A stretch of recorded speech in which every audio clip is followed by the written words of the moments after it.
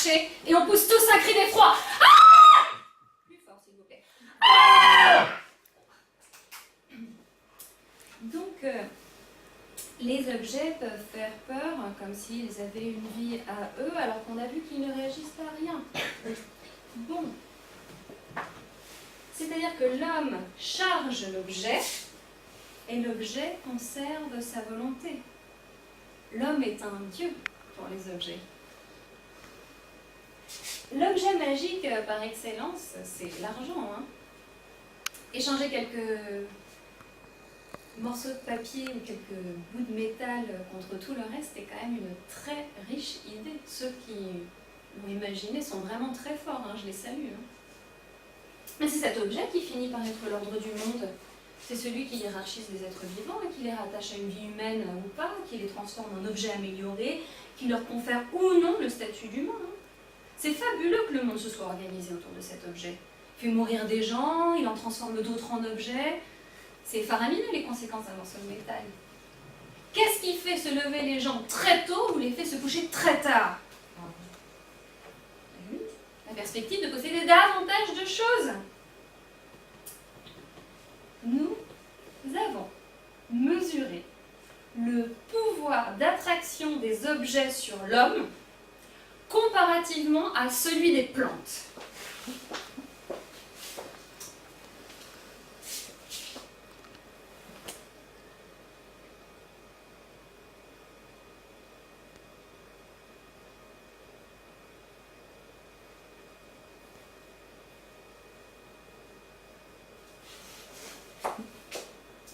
Alors, cette expérience nous a permis de mesurer que le pouvoir d'attraction des objets sur l'homme est 674 fois plus fort que celui des plantes.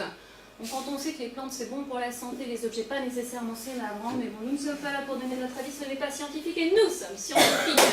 Donc, cette expérience a permis de mesurer que le pouvoir d'attraction des objets sur l'homme est 674 fois plus fort que celui des plantes.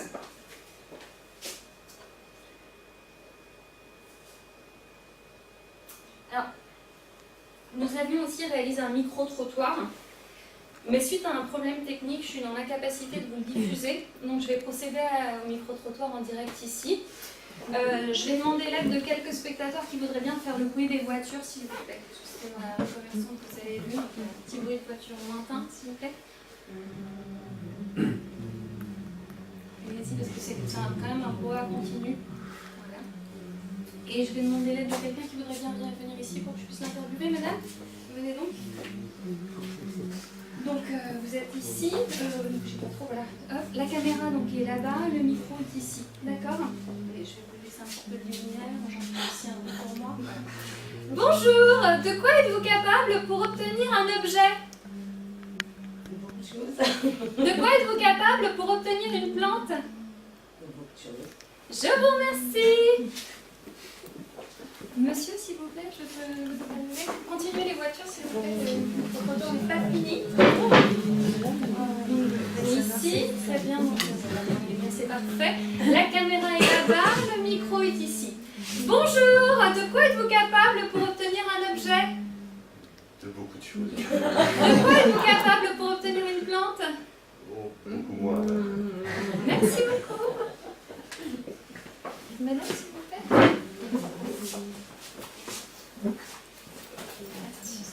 Un petit peu, donc le micro est ici, la caméra là-bas. Prenez bien la lumière. Voilà. Bonjour, de quoi êtes-vous capable pour obtenir un objet? Ma foi, beaucoup de choses. Et de quoi êtes-vous capable pour obtenir une plante? Pas grand-chose. Oh, moyen, un peu moins. Merci beaucoup. Hein?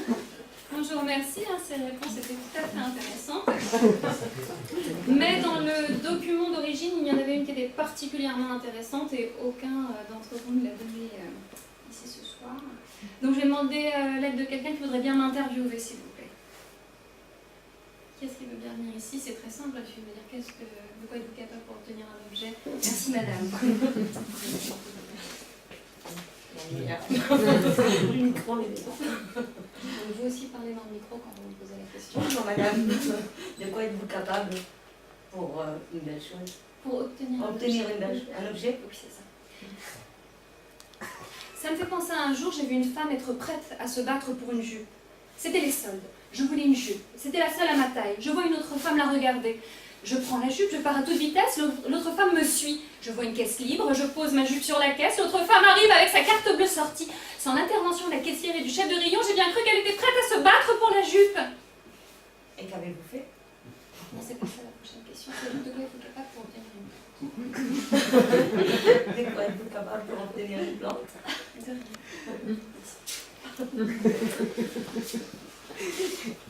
Donc, grâce aux réponses édifiantes de ce micro-trottoir, nous voyons que l'homme est dans un état de fascination, de quasi-adoration pour ce veau d'or qu'est l'objet. Dès l'édification des religions, ce danger a été souligné. Je vous propose de venir avec moi visiter un de ces temples où l'homme est au service de l'objet.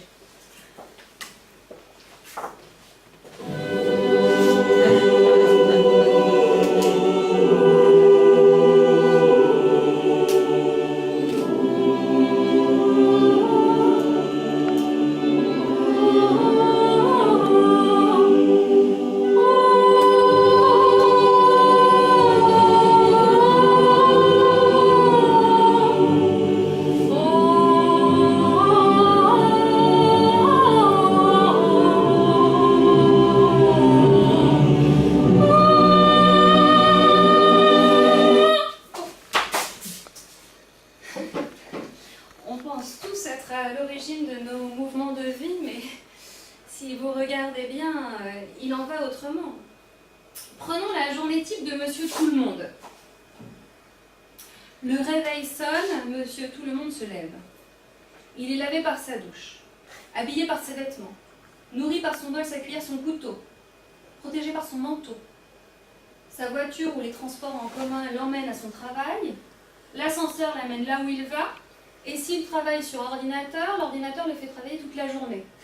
Et la même chose, en sens inverse, pour aller se coucher.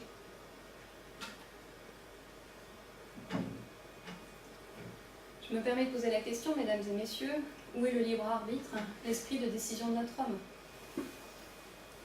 L'homme est donc lu et dirigé par les objets comme nous venons de le voir.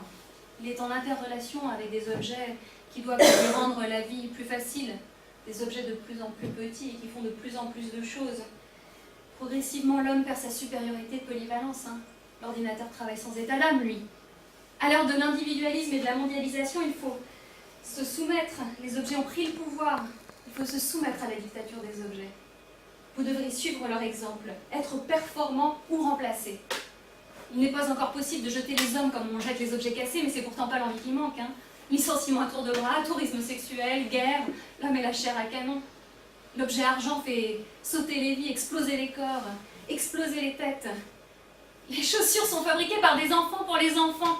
Le producteur connaît le consommateur. L'objet occupe et détourne. Regardez, achetez et hop, plus personne. Mais que se passe-t-il?